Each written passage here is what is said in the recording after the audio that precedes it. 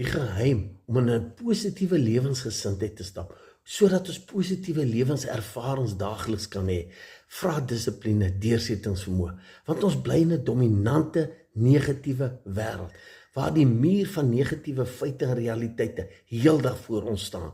En dis hoekom ek en jy moet keuses kan maak. Ons moet weet wat ons wil hê. Dink net gou aan jouself. Dink gou vandat jy opstaan in die oggend tot jy gaan slaap in die aand. Wat is die persentasie van jou dag wat jy jou gedagtes moet dankbaarheid, moet vergenoegdheid, moet positiwiteit besig hou met jou droom, dit wat jy graag wil hê.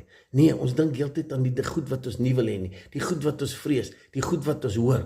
En ek wil vir jou sê, die negativiteit het al deel van ons DNA geword. Byvoorbeeld, vat nou siekte, finansies, daai tipe goed. As jy dit net hoor, dan is die string van negativiteit so hoog in jou lewe. Maar die positiwiteit vra dissipline en dis